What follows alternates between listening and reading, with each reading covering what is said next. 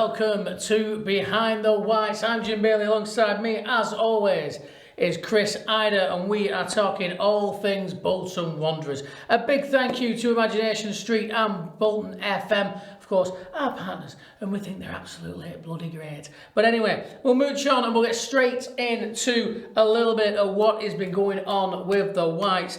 Chris, I mean, the sensible place to start, because we've missed a little bit of time, so we'll fire through what has been going on with the Whites, because it's a big game at the weekend. I don't know why I'm whispering.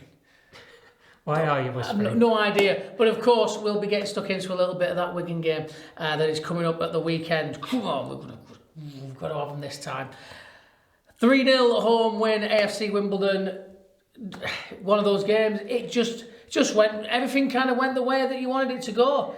Everything, at last. Yeah, everything was coming up mellows for us in that one. And yeah, as you say, Chris, at last was certainly the feeling, because so many games this season, before this one, we've been into games and you're coming out and thinking we didn't get what we deserved in that game. We should have got all 3 points, and more often than not, we were coming away with a single point. But nothing you could really criticise, to be honest with you, in the performance. Just spot on. Of course, going down to 10 men didn't help AFC Wimbledon. Neither did going down to 9 men. But to be fair, that was so late on in the game. It didn't really have a great deal of impact. But Mason Burstow on the score sheet. Yeah, Burstow opening the scoring. The funny thing was, I think I'd said a couple of weeks ago, Bolton had to score the first goal, otherwise it could be a long afternoon. Matty Stevens should have scored the opening goal for Wimbledon after 5 minutes. Usually a cross comes into the area, he gets his head on it, and usually the only outcome is it's the back of the net. For Bolton, it ended up hitting the post, and I think it ended up setting the tone for the rest of the game, because I can't think of anything else that Wimbledon did that was noteworthy in an attacking sense. I mean, yeah, there were a couple of cards, as we say, but yeah, they had that chance, and he, as you say, we were lucky to get away with that one. But I feel that, if you look at some of the other games and some of the things that have happened, in terms of us hitting the post and things like that, I think we were due a little bit of luck, and I'll certainly take it when it comes our way. But, we responded to that very, very well. As you say, Burstow opening the scoring, and cracking to see and get himself on the score sheet. Yeah, great for Mason, because he has pretty much been our main goal-getter this season in the early part of the campaign. And then Marcus Brown, I'm not quite sure what was going through his head, but it was a terrible challenge he made on Max Conway, I think. Awful. And there was no... Johnny Jackson had that look of, you muppet. Yeah, absolutely. The manager was not happy in the slightest. No. And well, I don't think either you or I would be. Well, no, absolutely. As soon as he went in, my reaction was, that's got to be off. That's a red card challenge, that. Especially in this day and age. But it was late, and I mean, it wasn't just late. It was really late. It was like Buzzy's late. It was not a pretty challenge. He was off the floor, both feet. He's hit him hard. Yeah. In every conceivable way in 2025, that is a red card. You can't offer a single bit of sympathy to Marcus Brown for doing it was a that. stupid challenge. And given the position on the pitch, wasn't one that he had to commit into making either. No, I could see where he was trying to win the ball back, but as you say, he was so late that a bus driver would be going, mate. If it was a train, it would have been refund worthy. Quite right to say but that. The thing was, it ended up spurring Bolton into action. You got a Mario Coolsey-Dubry scoring. It was a very nice curling effort. Not the first one we'll be talking about. No, I mean, it was a beautiful goal. He just completely mugged off the defenders. The defenders were waiting for him. As we mentioned before, they were just sat waiting for him. Like, you're going to cut inside, we know you anyway. No, I'm not just going to hit it first time. Like, I'm not going to, well, not first time, but when that moment where you thought he was going to cut in, he's just gone, well, I'm just going to curl it into that bottom corner there, and caught them all off guard, and it was a beautiful, beautiful goal. And had we not have been a couple of weeks removed from it, I think we'd have been waxing a little bit more lyrical about it. But he just went and topped it, so we'll get onto that. But yeah, Joe Lewis, of course, also sent off in injury time. Oh, don't forget, Joel Randall opened his account for this season. Oh, he did indeed. Joel Randall got on the score sheet, scoring that third goal. Good to see Randall getting on the score sheet. Yeah, you can tell how much it meant to him as well. Absolutely, and we have mentioned that he works very, very hard, and he does, he does track his men back. He does, he gets involved in all aspects of the play. He just isn't often quite as noticeable because it's not a lot of ball work. If you know what I mean. He's often dragging a man or getting involved. Maybe getting involved in the build-up play over a quick receive and pass and then move. He doesn't seem to get the carrot very often, but he does seem to be doing a lot of the donkey work in those attacking phases when he does play, and I think it sometimes gets missed.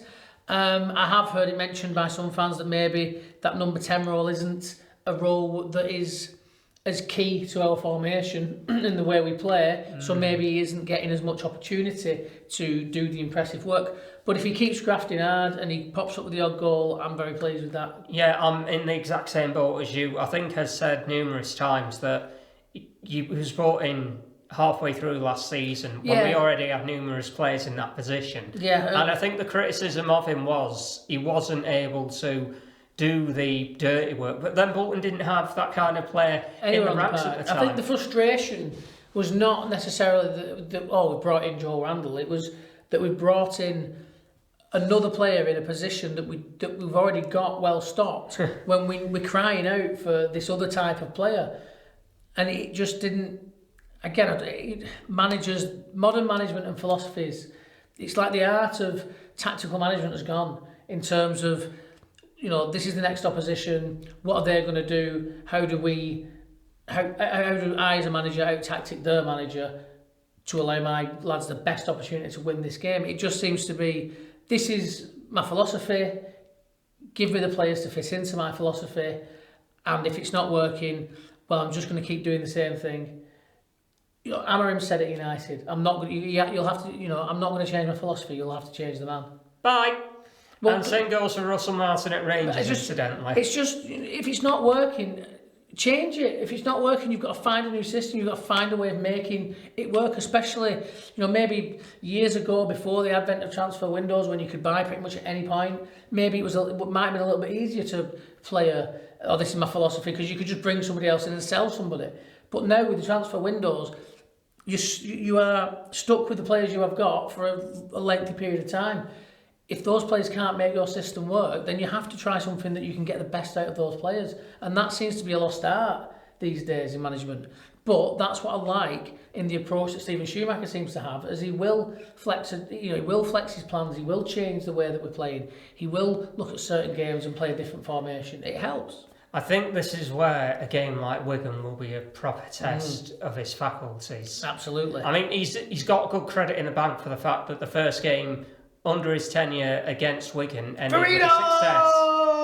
Yeah, we'll hear from him at the weekend on Wanderers Live. Yes, he was the interview, wasn't he, today at the Pressers? Yes, he was. Incidentally, I know I'm pressing ahead a little bit. I even encountered Miles, the Wanderers head coach, the women's head coach. Oh, fantastic. Yeah, I wished him good luck for Sunday. They're playing in the FA Cup second qualifying round against Chester, so big game for the women to look forward to. It surely this coming Sunday, the 21st of September. But yeah, you'll hear from Chris Farino, you'll hear from Stephen Schumacher. Wanderers Live, 12 p.m. on Wanderers TV in association with Bolton FM. Yeah, and it's a 12:30 kick-off, so it'll be an express train show. A bit like what we're doing tonight. Yes, a little bit, because Chris is a very busy man. Interviews all over the gaff. So we will press on. 1-1 away to Leyton Orient, another game where you, realistically, on the balance of play, you left thinking... Should have got more. We should have got 3 points there. But we've still only lost one game. We're not losing games. We're picking up points, and I think come the end of the season, we might look back at this run of draws and think, well, at least we're getting points in the bag, because look at where that's helped us to get now. Fingers crossed. But the main thing, yes, it was disappointing to concede, but oh, what a goal! Crozier Dubry. I really wish. My word, he eclipsed the goal he scored against Wimbledon by putting an absolute worldie. Top bins, just incredible. Picks it up on the wing. He's pushed forward. Now, hang on a minute. We Plays have a to nice little 1-2. Yes, Josh Sheehan. Thank goodness he's come back from international duty unscathed. Same for Owen Toole as well. And Sam Inwood to an extent. Just a lovely little dink to him, and he's just gone, I'm having this. And he has rocketed it. Beautiful, no goalkeeper in the world. What the two 10-foot goalkeepers Bolton encountered, Corey Adai and honestly, Arthur even they couldn't have stood on each other's shoulders. They'd just been rooted to the spot. It was so good. What an absolutely incredible finish. And last minute stoppage time goal, just wow. And we nearly won that game. We had chances at the end. We had a chance just before that. There was, frustratingly blocked by our own player. That's the kind of look that we seem to be getting at the moment. And so that's why when Wimbledon at the post in the earlier game, I was like, well, we deserve that. We've earned that just by having so much stuff not quite fall for us. The way I see it, get the stuff where you've got your head in your hands and you're thinking, oh, giddy aunt. And hopefully all of that goes out the window. They get the first goal against Wigan, then they get a second, then they get a third, because it's not going to be like Wimbledon where Bolton have to score the first goal. Of course, they do have to score the first goal against Wigan. Yes. That is paramount on Saturday. But I think they need to add to this, Ali, because as good as it might be getting a 1-0 victory, if you can get a second and third, because believe you me, Wigan have got goals in them. And that's something that Bolton have to keep in mind. We've seen that this season already in the way that Wigan have started. They've not had a bad start. No. They have put some goals away. For me, I know a lot of people, obviously, that after the past few years of this fixture, I know a lot of people approach it with trepidation. I've heard a few people saying, look, Wigan have started well, they're going to turn us over. And I'm like, they always turn us over. It's a cup final to them. No, I'm not having it. Because this is a different kettle of fish. Because Stephen Schumacher's Bolton Wanderers and Ian Everett's Bolton Wanderers do not play the same football. So this will not be the same type of football game. Wigan won't have the opportunity to use that aggressive press that has made us fall apart in this fixture over the past 3 years. Well, there's barely a factor in the meter at their place back in April. Exactly. But at the tough sheet, it has been. They're aggressively pressed us as we try to play that slow, out from the back football. And when you're in League One, your centre backs probably aren't going to be good enough footballers to deal with that kind of aggressive press when you're playing that slowly. But it never changed. And every time they came, they beat us in the exact same way. That isn't going to be the way we play on Saturday afternoon. It's just not. And taking that into account, it ain't going to be one of those games. We ain't going to get turned over this time around. And I'm very much hoping that we can give them a kicking. We keep saying someone's due a kicking. Why not Wigan? I know they've started well, and I'm not saying that we should be going in there and absolutely turning them over. But I know exactly what you mean. But it's Wigan. If all the teams in the league that I want to absolutely turn over, it's Wigan. I'd love to put 6 past them, because I've had enough of them just 4-0. I know we know we saw it, but come on, it was you can't keep dining out on the same thing over and over and over again, and then they do it again. You'd be like, oh no, that's another season where that's all they're going to say. This can't be like that this time. This time we're going to have to get the 3 points, and if it's a 1-0, I'm going to absolutely take it with both hands, and I will love it, because it is local bragging rights, and it is that kind of rivalry. It wasn't when I was younger. When I was a kid, nobody cared about Wigan Athletic. They would tin pot compared to Bolton Wanderers at that point, when in the late 90s and the early 2000s, when I was growing up. That was just the way it was. And then Wigan suddenly, they made their way up the divisions, and fair play. They got into the Premier League, and then it became a little bit more of a thing. But even then, it was, Wigan fans hated Bolton, and Bolton were like, oh yeah, Wigan. A bit like... bless them, they're doing all right for themselves. Yeah, a bit like how Man United fans used to treat us, because we absolutely wanted to get one over on them every single time. But we've been at the same level now for so, consistently, we've gone, we've played each other so often over the past couple of decades. And that, what used to be quite a fun, friendly rivalry game to go to, has become quite a deep-seated hatred rivalry, it seems, between the two sets of fans, and it's not that. It's not as fun of a day as it used to be when you go as for an away, from an away fan. If we're going to Wigan or if they're coming to us, because there is that prospect of a little bit of trouble. There is that prospect of there is a heavy police presence.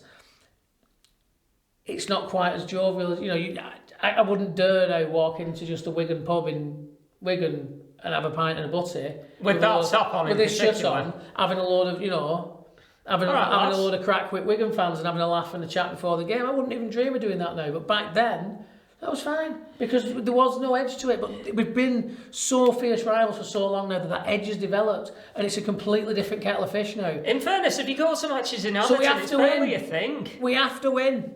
You do. I see Bolton and Wigan fans kind of. Mate. I've got friends of the Wigan fans, but when it comes to Derby Day, all right, yes, that's fair enough. On the day and in that rivalry,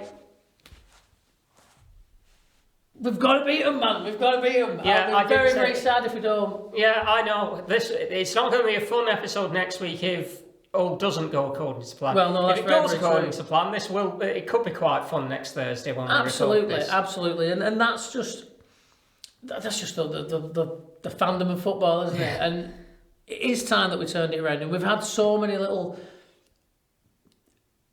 moments over the past year or so. Well, not even a full year, but since Ian Everett's departure, we've had these little moments of little peaks where we seem to have righted a wrong or ended a run or a bad run or something like that. We beat Wigan last time at their place. We finally beat Wigan after ages. This is the time to do it at home, and this is the time to have them lot going home, crying in the pies, and not gloating about battering us 4-0. All right. Today at school, I was walking down a set of stairs and just a little voice appeared, and I looked, and this lad's walking up the stairs as I'm going down, and he just goes, "We're gonna go beat Bolton at weekend, sir." And I didn't know what to do, so all I could do was just look to it, boo, booed him and chuckled to himself and walked off. I don't want to be going into school on Monday and having to deal with him gloating because they beat us 4-0 or if they beat us at all. I want to be going in there being like, oh, where is he? That's the rivalry it's become. It's local bragging rights, and it's what makes football great as long as you win them. Yeah, because otherwise it's miserable, as we know. Well, I think of it from Wigan's point of view. That was the first derby for Ryan Law to contend with because he'd only just become Wigan manager a couple of weeks earlier. You lose your first one and you've only been in for a couple of weeks or so. I think you can get the benefit of the doubt to some extent. You lose your second one when you've been in the job for a while and Wigan fans might not be so forgiving. So from that point of view, I can imagine it's just as big for Ryan Law as it is for Stephen Schumacher. I could well imagine so. Both managers. I mean, they are mates. Yeah, of course, but they understand what it means to the fans. I think that's something that I've really been impressed by with Stephen Schumacher. He's come in and he's caught the vibe of the fans very, very well in different a couple of times specifically. But he understands. He saw what it meant to them when we beat Wigan at their place last season. He sent the lads back out to do that little bit of celebrating with the fans because he knew how much it meant to the fans, and that kind of finger on the pulse, I think it will certainly stand him in good stead. And if Ryan Law's like that, which I've never got the impression he wasn't necessarily in tune with his own fans, then he'll know exactly how important this is to the Wigan fans, and he'll want him to, in his eyes, right the wrong of us getting that late winner last time. Well, that's just it. I kind of think from Wigan's point of view, losing to Bolton's a bad thing. Losing at home to Bolton, having experienced so much success in the past few years, would have gone down very badly indeed. But we have tended to do better against Wigan at the Brick. Yeah, that is a bizarre thing. Have at home. And I think it's about time though that Bolton embraced playing in front of large crowds again, large home crowds again. Yeah, and to be honest with you though, I haven't seen this season.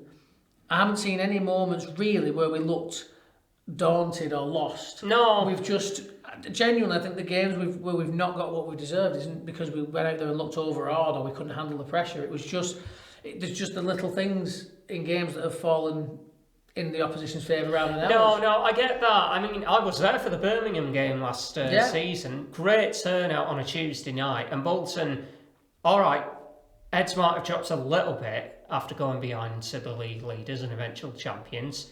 But they responded very well. And I don't think Birmingham knew how to handle it. It was kind of, whoa, hang on, I thought we were just going to turn up and get the 3 points here. And we've seen a few times this season as well that there's a fight to us again. And I'm not saying that was never there under Ian Evatt, because there's times where we saw that it was. But in the tail end, you could tell that was waning. But that's there now again. You can see that. And you can see it in the games where we have, as at the weekend. We've come from behind to rescue a point late on with an absolute blinding wonder goal. And that shows that there's that determination and that belief isn't wavering towards the end of games, like, oh, we're not going to get back into this is done. There's just, no, we're going to keep going, we're going to keep going, it'll come. And all but one game this season, at some point it has. Yeah, that's it. I think I remember saying to myself when they were behind against Lincoln and then on Saturday against Leyton Orient, might not be our day here. Unfortunately, I ended up being wrong on both occasions. I'm not hoping that's the case on Saturday, though. I want Bolton to score the first goal and I want them to win. That's too much to ask. Well, I hope not. Just a little side note, actually, on the Leyton Orient goal. The goal that, the last minute equaliser that we scored against Leyton Orient. Mr. Jones at school, who is a Leyton Orient fan, was like, he called me, so you were dead lucky at the weekend. I was like, well, but what a way to do it though. And he was like, yeah, fair play. Absolutely blinding goal. Yeah, like, good on you, man. Good on absolutely. You. He was like, yeah, you can't deny the goal. Well, that's the thing. You might be upset with the fact that you've ended up not getting all 3 points, but if it's come courtesy of an absolute, you've got to hold your hands up sometimes, and you just be like, that were a goal. Yeah, that were a goal. And it was absolutely magnificent. Sumptuous. I just stood there for about about 2 minutes just shouting, what a goal, what a goal, what a goal. I loved how much Mario underplayed it in his post-match interview as well. because it's just like every day, Skull World is me, it's what I do. Did you have to turn up the volume a little bit, because he's very softly spoken? He is, he seems like a chilled out guy, I'm not downplaying him, by the way. That if he is just that kind of guy, and you know what, more. I like that. I like the idea of a footballer that's relaxed. You can see when he goes out on the field, he doesn't play like somebody that's piling pressure on himself. He plays like somebody that's enjoying playing football. He wants to make good things happen. And we've seen already this season that he can certainly do that. And I think the worry is that he gets recalled in January. Apparently that's not going to be the case. Brighton have not made any overtures yet to say if somebody pops up Championship team going, do you fancy a few million? You think that might end up enticing him away? Potentially.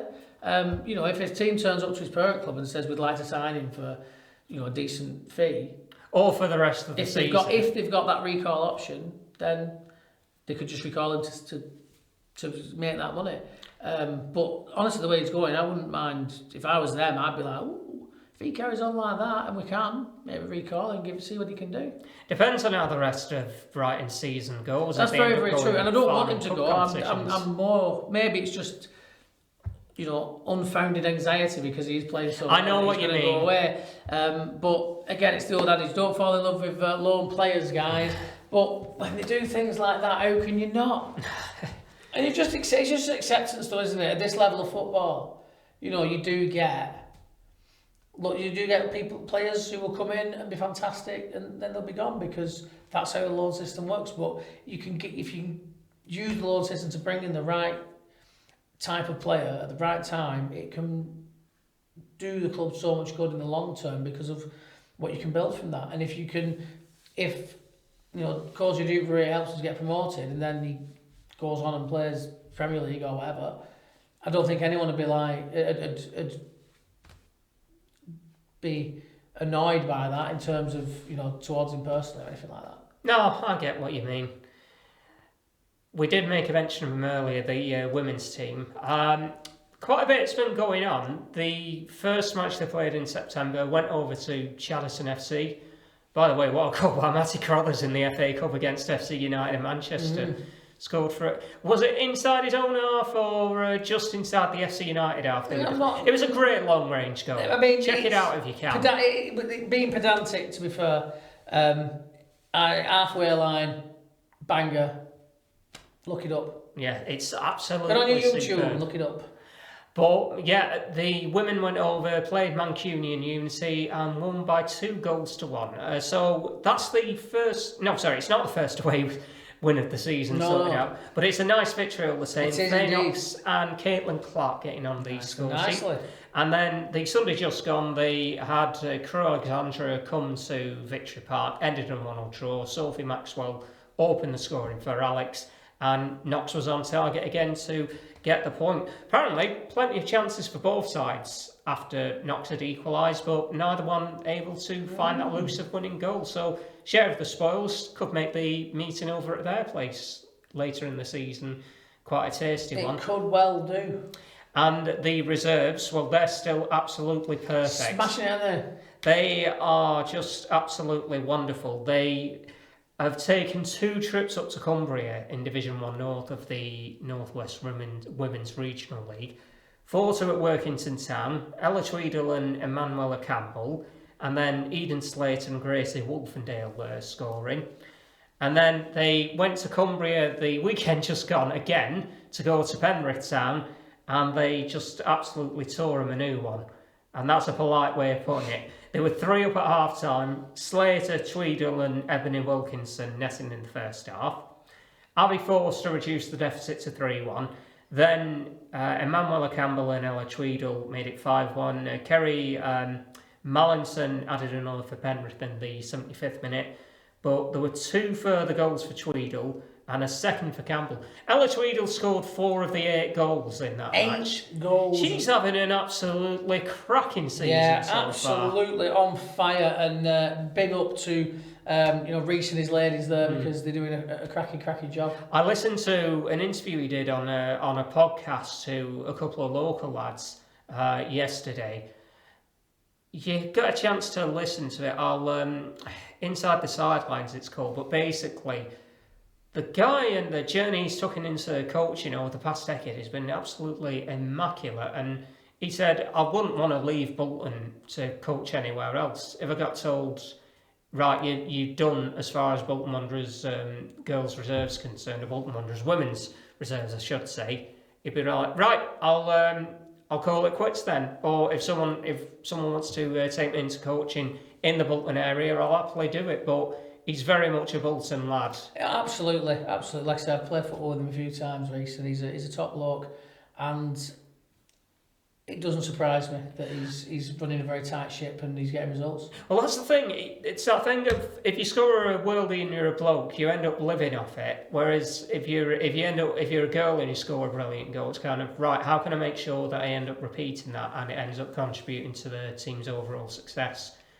Different mindset, probably a more correct one than what us blokes do. Well, maybe there is that little moment of you do look for the glory as an attacking player, don't you? As I try to do when I play, maybe a little more often than I should do. But yeah, I think they're doing very, very well at the reserves, and I think it's cracking that system is quite clearly,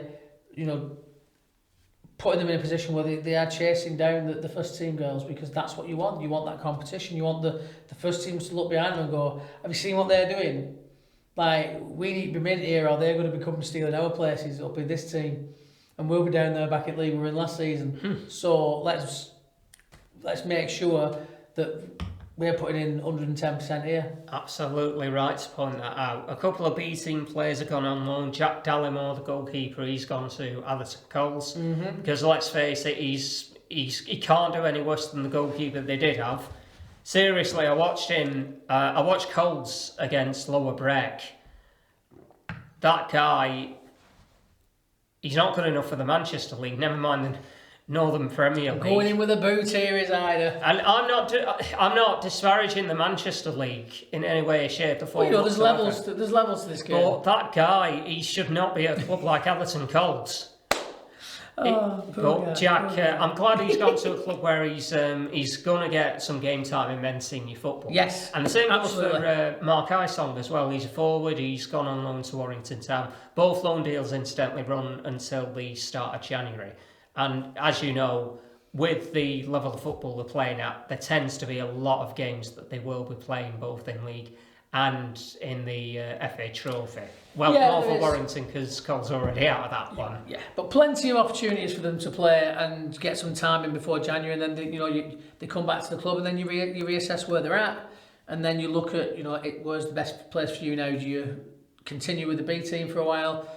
Have you put in a storm and be like, well, actually, should we just chuck in Winwick first for a little bit and see how it goes? Or is it a matter of we find you another loan that's higher up the pyramid? It's all about the player development at the end of the day and developing players that are going to be capable of going into the Bolton Wanderers first team, or you can sell on for a bit of profit because that's the business model of a football club that's got to cut its cloth. Well, on that particular subject, a couple of lads who have been involved with the first team, Sam Winwood and Sonny Sharples Ahmed, they've signed new contracts. Oh, very, very good. Good to know. And again, two prospects coming through. They've both showed a lot of promise. They've both showed some flashes of what they're capable of in the first team when they've been given those opportunities. So fantastic that they've signed new deals and are carrying on with the Wanderers. Yes. Maybe they will have a part to play next Tuesday against Man City in the second group stage match of the EFL Trophy. Yeah. Incidentally, it's Man City's under-21s. Don't get too excited. No, but the full team would not grace a competition like the EFL Trophy. No, it'd be silly if they did. Yes, but Wigan, get it out of the way. Let's hope we're in a very good mood by the time 4 o'clock rolls around on Saturday. Yes, indeed. I will very much be hoping that we are. That's pretty much that for this episode of Behind the Whites. But as always, do make sure that you tell everybody you know to watch us on YouTube or listen to us on Spotify. Tell your mum, your dad, your teachers, your teaching assistants, because we're great too. Tell your pets imaginary friends if they've got them. I don't know what's going on in your house. Anyway, I think that's pretty much that. Wigan at the weekend, let's absolutely smash them because it's due. We've got to do them at the Tough Sheet. We'll see how it all goes. See if we're crying this time next week. Stay behind the whites.